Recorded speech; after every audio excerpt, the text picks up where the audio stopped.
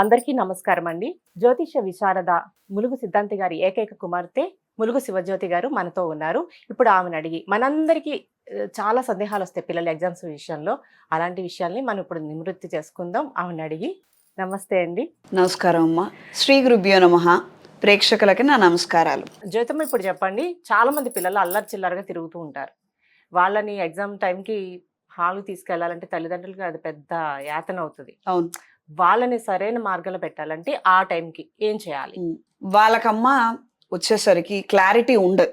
First ఆ పిల్లలకి ఏంటంటే ఇది చేయాలి, అది చేయాలి, మేము ఏదో సాధించాలని నేను అనుకుంటాం. కానీ క్లారిటీ ఉండదు. 99% జాతకం తీసి చూసినా కూడా ఇదే చెప్తుంది అక్కడ. ఆ క్లారిటీ లేదు, ఆ గ్రహాలు ఆ క్లారిటీ ఇవ్వటం లేదు. ఇప్పుడు ఆ గ్రహాల దగ్గర నుంచి మనం రెమెడీ చేసుకుంటూ రావాలి. మనకి జాతకం చూపించలేదు, మనకి ఏమీ తెలియదని అనుకుందాం. ఓకే, ఫస్ట్ నుంచి మనం ఏం చేయాలని అంటే అకాడమిక్ ఇయర్ స్టార్టింగ్ అప్పటి నుంచి అనుకో, లేదా ఎప్పుడంటే ఈ వీడియో వింటున్నప్పటి నుంచి అని అనుకోండి, గణపతి స్తోత్ర పారాయణ, దక్షిణామూర్తి స్తోత్రం చదువుకోవాల్సి. ముఖ్యంగా ఇది ఎక్కడ కూర్చొని ఎలా చేస్తున్నాం అన్నది విషయం. నేను ఎక్కడో నిలబడి ఎక్కడో చేస్తా అంటే ఉపయోగం లేదు, నా క్లారిటీ రాదు, ఆ కాన్సన్ట్రేషన్ లెవెల్స్ పెరగవు. చదువుకునే పిల్లలు ఎవరైనా కానీ ఈశాన్య భాగంలో కూర్చొని చదవటం అనేది చాలా వరకు శ్రేష్టం. ఓకే, ఈ ఈశాన్య భాగం అంటే మనం దేవుడి మందిరం పెట్టుకుంటాం. నార్త్ ఈస్ట్ రూమ్ లో వీళ్ళు కూర్చొని చదువుకుంటే వీళ్ళకి ఎక్సలెంట్ రిజల్ట్స్ వస్తాయి. బాగా చదవని పిల్లలు కావచ్చు, బాగా చదివే పిల్లలు కావచ్చు. ఒక 10% మంచి జరగాలి, మనకి గ్రహాల గురించి అవగాహన లేదు, లేదా చాలా వరకు ముందుకు వచ్చేసాము, రైట్ ఇమీడియట్లీ మనకి మార్పు కావాలి, ఇన్స్టెంట్ గా రిజల్ట్స్ చూడాలని అంటే వీళ్ళని అక్కడ కూర్చోబెట్టి చదివించాలి. ఒకటి, లేదా అంత పెద్ద ఇల్లు లేదు, మాకు అంత విశాలంగా స్టడీ రూమ్ పెట్టి చదివించేంత ఇది లేదని అనుకున్న వాళ్ళు ఏ గదిలో అయినా కానీ తూర్పు ముఖంగా కూర్చొని పిల్లల్ని కూర్చోబెట్టి చదివించాలి. తూర్పు ముఖంగా పిల్లలు కూర్చొని చదువుకోవాల్సి. అంతా బాగుంటే ఈస్ట్ ఫేసింగ్ రూమ్ లో కూర్చోవాలి, లేదు అంటే facing first north east room లో కూర్చొని చదువుకుంటే బెస్ట్ రిజల్ట్స్. లేదా నువ్వు ఏ రూమ్ లో కూర్చొని చదువుకున్నా కూడా ఈస్ట్ ఫేసింగ్ గా కూర్చొని చదువుకోవాలి. చదువుకోవడానికి ప్రారంభించే ముందరే గణపతి స్తోత్రము, దక్షిణామూర్తి స్తోత్రము చదువుకోవాలి. ఏది గ్రహస్థితి బాగున్న పిల్లలు. మన పిల్లవాడు మన మాట వినడు, కొంచెం వాడు అటు ఇటు తిరుగుతున్నాడని మనకు ముందే తెలుసు కాబట్టి ఇక్కడ మనం బాధపడాల్సింది ఏం లేదు. సుబ్రహ్మణ్య స్వామి వారి ఫోటోను కూడా దక్షిణామూర్తి ఫోటో పక్కనే పెట్టి 5 నిమిషాలు అక్కడ కూర్చొని ఫస్ట్ స్తోత్రం చదువుకొని స్వామివారికి నమస్కారం చేసుకొని చదువుని ప్రారంభించమనండి. అసలు ఆ పిల్లవాడు రేపొద్దున వీళ్ళ మాట వింటాడు, అసలు వీణేనా మనం చూసింది అని అనుకుంటాం. పిల్లల్లో 41 days దాటిన తర్వాత చాలా మిరాకిల్స్ జరుగుతాయి. 100% పిల్లలు మారతారు, పెద్దవాళ్ళ మాట వింటారు. ఒకటి, దీనివల్ల నా పేరెంట్స్కి తలనొప్పి తగ్గుతుంది, వీళ్ళ భవిష్యత్తు గురించి ఆలోచించి ఆ టెన్షన్స్ అన్ని కూడా తగ్గుతాయి, పిల్లల్లో కూడా మార్పు వస్తుంది, ఎవరి దగ్గరికి వెళ్ళరు, ఏమి చేయరు, బుద్ధిమంతులుగా ఉండి చదువుకుంటారు, అదే వాళ్ళ భవిష్యత్తును తీర్చిదిద్దుతుంది. అయితే జ్యోతమ్మ, ఇందులో ఒక చిన్న అనుమానం. ఇప్పుడు మీరు అంటే తల్లిదండ్రుల మాట వినే పిల్లల్ని అయితే మీరు చెప్పినట్టు ఆ రూమ్ లో తీసుకొచ్చి కూర్చోబెట్టడం, లేదా ఆ ఫేసింగ్ కూర్చోబెట్టి చదివించడం చేస్తాం. అంటే భయభక్తులు ఉన్న వాళ్ళని.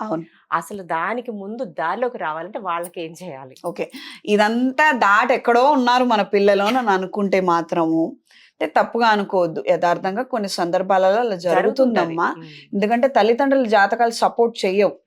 వీళ్ళ వలన వాళ్ళు బాధపడేది ఉంటే వీళ్ళ తలరాత బాగున్నా కూడా వీళ్ళు ఇలాంటి పిచ్చి పిచ్చి పనులు చేస్తుంటారు.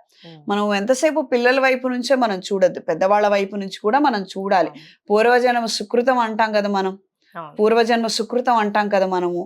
అందుకని ఈ విధమైన మార్పులు ఉంటాయి. అలాంటి తీవ్రమైనటువంటి ప్రభావం ఉంది.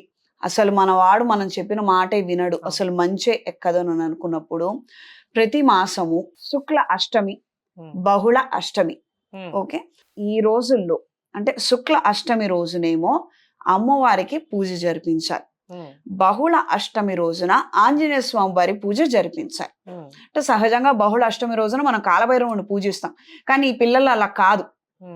వాడికి భయం నేర్పాలి, వాడికి మంచి నేర్పాలి, కాబట్టి ఆంజనేయ స్వామి వారి పూజ చెయ్యాలి. ఈ శుక్ల పక్షంలో వచ్చేటువంటి అష్టమి రోజున అమ్మవారి పూజ చేయటం వలన వీడికి మంచి ఏంటో చెడేదో ఫస్ట్ విచక్షణ జ్ఞానం వస్తుంది. అది లేకనే కదా అమ్మ నాన్న మాట వినటం లేదు, ఇంట్లో పెద్దవాళ్ళ మాట వినటం లేదు. ఎప్పుడన్నానమ్మా ఒక సమస్య వచ్చిందంటే ఆ సమస్య పైన చూడకూడదు మనం, అసలు మూలం ఏమై ఉంటుందన్న చూడాలి. అక్కడ మూలం దగ్గర నుంచి మనం నరుక్కుంటూ వచ్చినా, పరిష్కారం చేసుకుంటూ వచ్చినా ఖచ్చితంగా వీళ్ళకి వచ్చే అవుట్పుట్ బాగుంటుంది. వీళ్ళకి విచక్షణ జ్ఞానం లోపించడం వలన, తప్పొప్పులు తెలియకపోవటం వలన తల్లిదండ్రుల మాట వీళ్ళు లెక్క చేయడం లేదు. ఓకే, అది కాబట్టి అమ్మవారి పూజ ఏ అమ్మవారైనా పర్వాలేదు, సరస్వతీదేవి కావచ్చు, దుర్గాదేవి కావచ్చు, ఎవరిని పూజించినా వీళ్ళలో ఆ చైతన్యం వస్తుంది. ఓకే, మనకు ఆ చైతన్యం ఇంపార్టెంట్. 2, ఆంజనేయ స్వామి వారికి పూజ చేసుకోవడం వలన వీళ్ళకి ఎవరైతే చెడు చేస్తారో వాళ్ళు ఆటోమేటిక్గా వెళ్ళిపోతారు. వీడికి ఏదో వీడి స్నేహితులు వాళ్ళు చెప్పిన మాట వింటున్నాడని నన్ను అనుకుందాం. మనం ఆ పిల్లాడిని ఏమనొద్దు, మన పిల్లాడిని ఏమనొద్దు, మన చేతికి మట్టి అంటకుండా పని జరగాలి. ఇక్కడ వాళ్ళు వెళ్ళిపోతారు. వాళ్ళు వెళ్ళిపోతే ఏం జరుగుతుంది? ఇప్పుడు చైతన్యం వచ్చింది కాబట్టి మనం చెప్పిన మాట వింటాడు, వాడు మారిపోతాడు, బాగుంటుంది. 2, వీళ్ళ కొన్ని రకాలైనటువంటి గ్రహ దోషాలు ఉంటాయి. ఆంజనేయ స్వామి వారిని పూజించడం వలన ఆ బద్ధకము, ఆ విపరీత కోపము, ఈ చెడు సావాసాలు ఇవన్నీ పోతాయి. అక్కడ కుజగ్రహ స్థితి బాగాలేకపోయినా, శనిగ్రహ స్థితి బాగాలేకపోయినా, అసలు జాతకంలో యోగం లేకపోయినా కూడాను ఆంజనేయ స్వామి వారి పూజ చేయటం వలన వీళ్ళు మారిపోతారు. ఓకే, ఇక్కడ ప్రధానమైన సమస్య వీడు ఆ గుడికి కూడా రాడు. అది కదా అసలు సమస్య. వస్తే సరే బానే ఉంది.